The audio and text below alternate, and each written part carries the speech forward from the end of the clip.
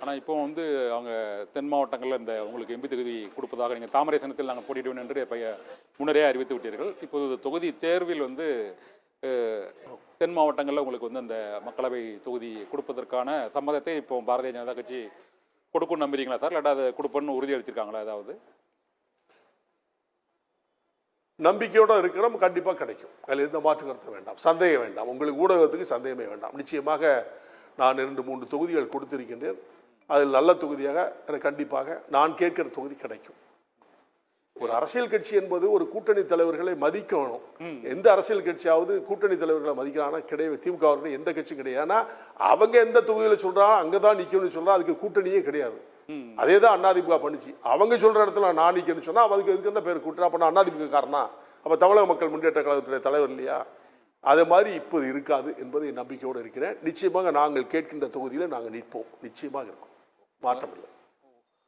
இப்போ பாரதிய ஜனதா கட்சி கூட்டணியில், அதாவது மாநில கட்சிகளின் கூட்டணிகளில் திமுக, அதிமுக, பாமக உள்ளிட்ட பல்வேறு கூட்டணிகளில் இருந்து இப்பொழுது முதன்முறையாக இந்த தேசிய கட்சியோடு இணைந்து தமிழக மக்கள் முன்னேற்ற கழகம் மக்களவை தேர்தலை இப்போது வந்து சந்திக்கிறது.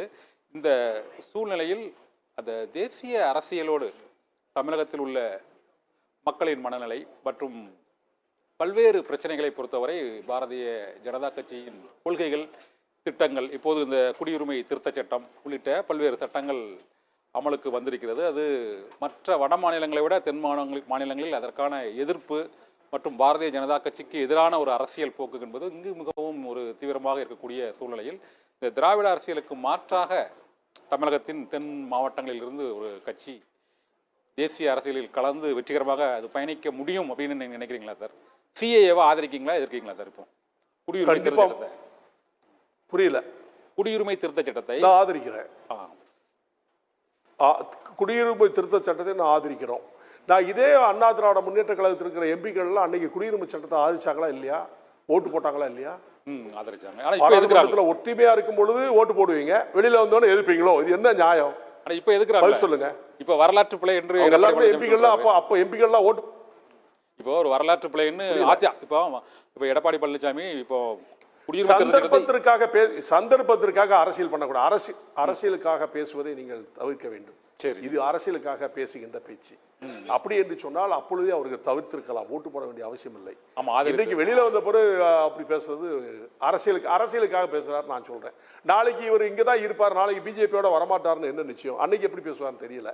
ஆனா அரசியல்ல நிரந்தர நண்பனும் இல்லை, நிரந்தர எதிரியும் இல்லை என்ற கான்செப்ட் தான் இன்னைக்கு தமிழ்நாடு இல்ல உலகம் பூரா தான் ஓடிக்கிட்டு இருக்கு. இன்னைக்கு தமிழ்நாட்டை பொறுத்த மட்டும் என்றைக்கும் யாரோடும் இருக்கலாம், என்றைக்கும் யாரோடும் பிரியலாம். இதுதான் கான்செப்ட். இந்த லெவலில் தான் நடந்துகிட்டு இருக்கு. அதனால நாங்க ஆதரிக்கிறோம், நல்லது நினைச்சா ஆதரிக்கிறோம், உண்மையா இருக்கும். அதான் அதனால மக்களுடைய ஓட்டு மனநிலைகள் பாதிக்கும்னு சொன்னா தவறு. இது ஊடகத்துடைய தவறு நான் சொல்வேன். ஊடகக்காரங்க தான் இது பூஸ்ட் பண்ணி 1-2 ஊதி பெருசுபடுத்துறீங்களா தவிர மற்றபடி மக்கள் மனநிலையில பிஜேபியை தேசியத்து கட்சியை ஏற்றுக்கிறாங்க. இன்னைக்கு ஒரே ஒரு உதாரணம் சொல்றேன். டெல்லி மாநில தேர்தல் வேறு, இன்னைக்கு அங்க இருக்க தேசிய தேர்தல் வேறு. இன்னைக்கு டெல்லியை ஆள போகின்ற தலைவர் யார்? அதான் கேள்வி. இதற்கு வந்து மோடியை தவிர வேற ஆள் இல்லை. ஆளுமை, அவருடைய ஆளுமை வந்து தெளிவா இருக்குது. உலக ரீதியில ஏற்றுக்கொள்ளப்பட்ட ஒரு தலைவர். அப்பேற்பட்ட ஆளுமையான தலைவர் வேண்டுமா, அல்லது ஆளுமை இல்லாத ஒரு கூட்டத்திற்கு நாம் வாக்களிக்க வேண்டுமா என்று சொல்லி மக்களுடைய மனநிலை இருக்கிறது. இன்னைக்கு திராவிட முன்னேற்ற கழகத்தில் கூட்டணி வைத்து INDA இருக்கிற தலைவர்கள்லாம் ஒட்டுமொத்தமா யார் பிரதமர் வரைக்கும் இப்ப வரைக்கும் அவங்களால சொல்ல முடியுமா? சொல்ல முடியாது. அதே மாதிரி அதிமுகவில் இப்போ வெளியில வந்திருந்தாலும் கூட அவங்களால டெல்லியில வந்து இப்ப இன்னைக்கு முதலமைச்சர் பிரதமர் யாருன்னு அவங்களால சொல்ல முடியுமா? சொல்ல முடியாது. முதலமைச்சர் பிரதமரையே சொல்ல முடியாத ஒரு கட்சியை வைத்து மக்கள் எப்படி மனநிலை இருக்கும்? அப்ப டெல்லிக்கு நமக்கு தேர்வு வேண்டும், அவர் வெற்றி பெற வேண்டிய ஒரு ஆளுமை உரிய சக்தி உடையவர் பாரத பிரதமர் மோடி தான் என்பது மக்கள் தெள்ள தெளிவாக இருக்கின்றார். அதனால நிச்சயமாக டெல்லியை ஆளுமை, இந்தியாவை ஆள போகிற ஆளுமை படைத்த ஒரு தலைவர் என்று சொன்னால் மோடிஜி அவர்கள் தான். எந்த மாற்று கருத்தும் இல்லை. இதுல மக்கள் இடத்துல குழப்பம் இல்லை. குழப்பம் மீடியாவிடத்தில் இருக்கிறது என்று நான் குற்றச்சாட்டுகிறேன்.